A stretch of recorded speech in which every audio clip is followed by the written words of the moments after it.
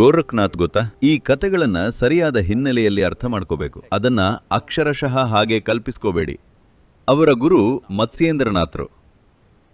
ಮತ್ಸ್ಯೇಂದ್ರನಾಥರನ್ನ ಜನರು ಶಿವನ ಅವತಾರ ಅಂತ ಪರಿಗಣಿಸ್ತಿದ್ರು. ಯಾಕೆಂದ್ರೆ ಅವರು ಅಂತಹ ಮಹಾನ್ ವ್ಯಕ್ತಿಯಾಗಿದ್ರು. ಬರೀ ಕೌಪೀನ, ಬೇರೆ ಏನಿಲ್ಲ, ಆದರೆ ಭವ್ಯ. ಕೌಪೀನ ಧರಿಸಿದ ವ್ಯಕ್ತಿ ಭವ್ಯವಾಗಿರೋಕೆ ಹೇಗ್ ಸಾಧ್ಯ ಅಂತ ಕಲ್ಪಿಸ್ಕೊಳ್ಳೋಕೆ ಆಗಲ್ಲ. ಆದರೆ ಭವ್ಯವಾಗಿದ್ರು, ಮಹಾನ್ ವ್ಯಕ್ತಿ, ಅತ್ಯುನ್ನತ ಮಟ್ಟದ ಯೋಗಿ. ಒಂದಿನ ಆ ಊರಿನಲ್ಲಿ ಒಂದು ಮನೆ ಮುಂದೆ ಬಂದು ಭಿಕ್ಷೆ ಅಂತ ನಿಂತರು. ಯಾಕೆಂದ್ರೆ ಹೊಟ್ಟೆ ತುಂಬಿಸೋಕೆ ಅದೊಂದೇ ದಾರಿ. ಅವರು ಇಡೀ ಜೀವನಾನ ಬರೀ ಹೊಟ್ಟೆಪಾಡಿಗೆ ಕಳೆಯೋಕೆ ಬಯಸಲ್ಲ. ಯಾರನ್ನೋ ಹೋಗಿ ಕೇಳೋದು, ಅವರು ಕೊಟ್ಟಿದ್ದನ್ನ ತಿನ್ನೋದು, ಅಷ್ಟೇ, ಮುಗೀತು. ಅವರು ಶ್ರೀಮಂತರೊಬ್ಬರ ಮನೆಯ ಮುಂದೆ ಬಂದು ನಿಂತು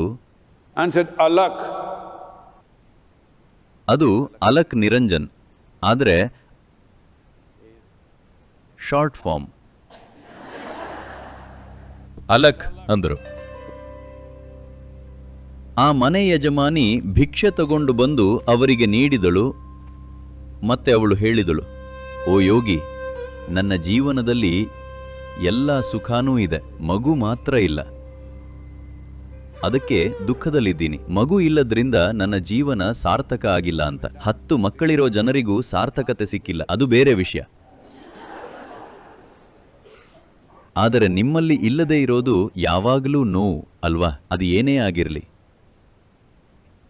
ಅವರು ಅವಳ ಕಡೆ ನೋಡಿದ್ರು. ಅವಳು ನಿಜವಾಗ್ಲೂ ತುಂಬ ನೊಂದಿದ್ಲು. ಯಾಕಂದ್ರೆ ಸಮಾಜ ಮತ್ತು ಕುಟುಂಬದ ಪರಿಸ್ಥಿತಿಗಳು ಹೇಗೆ ಇರ್ತಿತ್ತು ಅಂದ್ರೆ, ಆ ಕಾಲದಲ್ಲಿ ಮಗು ಹೆತ್ತಿಲ್ಲ ಅಂದ್ರೆ ಒಂದು ಹೆಣ್ಣಿನ ಜೀವನ ತುಂಬ ಕಷ್ಟ ಇತ್ತು. ಆದ್ರಿಂದ ಅವರು ತಮ್ಮ ಸಣ್ಣ ಚೀಲದೊಳಗೆ ಕೈ ಹಾಕಿ ಇಷ್ಟು ವಿಭೂತಿ ಅಥವಾ ಭಸ್ಮಾನ ತೆಗೆದು ಅವಳಿಗೆ ಕೊಟ್ಟು, ನೀನು ಇದನ್ನ ತಿನ್ನು, ನಿನಗೆ ಮಗುವಾಗುತ್ತೆ ಅಂದ್ರು. ಅವಳು ಅದನ್ನ ತುಂಬ ಉತ್ಸಾಹದಿಂದ ಮನೆಯೊಳಗೆ ತಗೊಂಡು ಹೋದಳು. ಜನರು ಅದೇನು ಅಂದ್ರು. ಅವಳು, ಯೋಗಿಯೊಬ್ರು ಈ ಬೂದಿನ ಕೊಟ್ರು, ಇದನ್ನ ತಿಂದ್ರೆ ನನಗೆ ಮಗುವಾಗುತ್ತಂತೆ ಅಂದಳು. ಅಯ್ಯೋ ಹುಚ್ಚಿ, ಬೂದಿ ಮಗುವಾಗತ್ತಾ? ಇದೇನು ಅಸಂಬದ್ಧ ಅಂದ್ರು. ಈಗ ನೀವಿದ್ದೀರಿ, ನೀವಲ್ಲ, ನಾನಿದ್ದೀನಿ.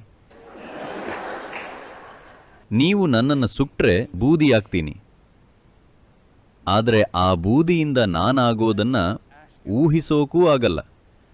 ನಾನು ಬೂದಿ ಆಗ್ತೀನಿ ಅನ್ನೋದು ಸ್ಪಷ್ಟ, ಆದರೆ ಬೂದಿಯಿಂದ ನಾನಾಗ್ತೀನಾ? ಅವರು, ಇದು ಅಸಂಬದ್ಧ, ನೀನು ದಡ್ಡಿ ಅಂತ ನಮಗೆ ಮೊದಲೇ ಗೊತ್ತಿತ್ತು, ಅದಕ್ಕೇ ನಿನಗೆ ಮಗುವಾಗಿಲ್ಲ ಅಂತ ಎಲ್ಲ ಥರದಲ್ಲಿ ಹೀಯಾಳಿಸಿದ್ರು. ಅವಳು ನಂಬಿಕೆ ಕಳ್ಕೊಂಡ್ಲು.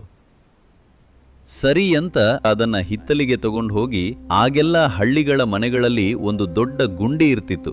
ಅದರೊಳಗೆ ಎಲ್ಲ ಕಸವನ್ನ ಎಸೀತಾರೆ. ಎಷ್ಟೋ ವರ್ಷಕ್ಕೆ ಒಂದ್ಸಲ ಹೊಲಕ್ಕೆ ಗೊಬ್ಬರ ಬೇಕಾದಾಗ ಗುಂಡಿನ ಅಗೀತಾರೆ, ಇಲ್ಲದಿದ್ರೆ ಅದು ಹಾಗೆ ತುಂಬಿಕೊಳ್ತಾನೆ ಇರುತ್ತೆ. ಅವಳು ಹೋಗಿ ಆ ಬೂದಿನ ಅಲ್ಲಿ ಬಿಸಾಕಿಡ್ಲು. ಮತ್ತೆ ಅವಳಿಗೆ ಮಕ್ಕಳು ಆಗಲೇ ಇಲ್ಲ.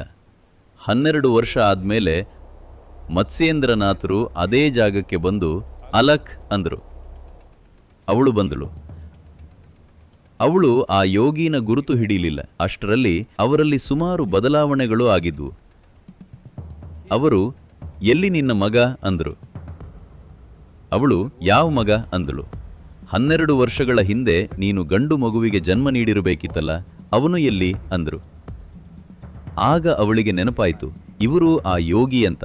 ಇಲ್ಲ, ನಾನು ಆ ಬೂದಿಯನ್ನ ತಿನ್ನಲಿಲ್ಲ ಅಂದಳು. ಅದನ್ನು ಏನ್ ಮಾಡಿದೆ? ನಾನು ಅದನ್ನು ಕಸದ ಗುಂಡಿಗೆ ಎಸೆದೆ ಅಂದಳು.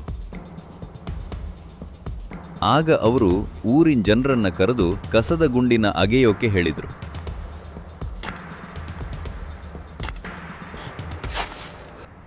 ಕಸದ ಗುಂಡಿಯನ್ನ ಅಗೆದಾಗ ಅಲ್ಲಿ 12 ವರ್ಷದ ಹುಡುಗ ಕೂತಿದ್ದ.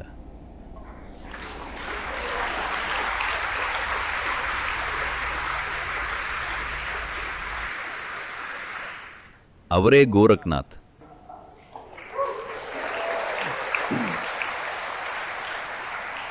ಕಸದ ಗುಂಡಿಯಲ್ಲಿ ಜನಿಸಿದವರು.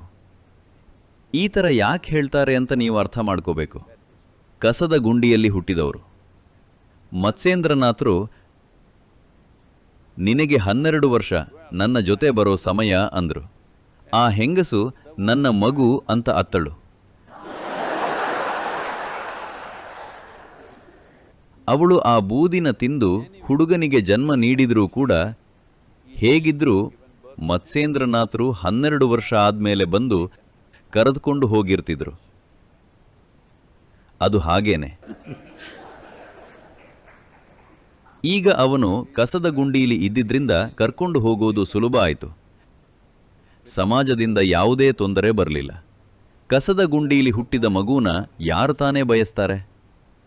ಕಸ ಎಂದರೆ ಕೊಳೆ. ಅವರು ಹುಡುಗ ಗೋರಖ್ನಾಥರನ್ನ ಕರ್ಕೊಂಡು ಹೋಗಿ ತೀವ್ರವಾದ ಸಾಧನೆಗೆ ಒಳಪಡಿಸಿದ್ರು. ಗೋರಖ್ನಾಥ್ ಇನ್ನೂ ಹದಿಹರೆಯದ ಯೋಗಿ, ಸಂಪೂರ್ಣ ಏಕಾಗ್ರತೆ ಮತ್ತು ಸಮರ್ಪಣಾ ಭಾವದಲ್ಲಿದ್ದರು. ಆದರೆ ಸುತ್ತಲೂ ನೋಡಿದಾಗ ಅವರು ಏನೂ ಮಾಡಲಿಲ್ಲ, ಆದರೂ ಆನಂದದಲ್ಲಿದ್ದಾರೆ. ನಾನು ಇಷ್ಟು ಕಷ್ಟಪಡ್ತಿದ್ದೀನಿ, ಏನೂ ಆಗ್ತಿಲ್ಲ ಅನ್ನಿಸ್ತಿತ್ತು.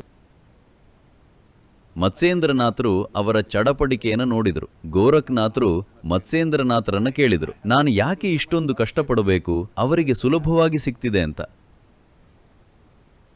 ಆಗ ಮತ್ಸ್ಯೇಂದ್ರನಾಥರು ಹೇಳಿದರು, ಅವರು ಹಳೆಯ ಅಡುಗೆ ತಿಂತಿದ್ದಾರೆ, ಅವರನ್ನು ನೋಡಬೇಡ.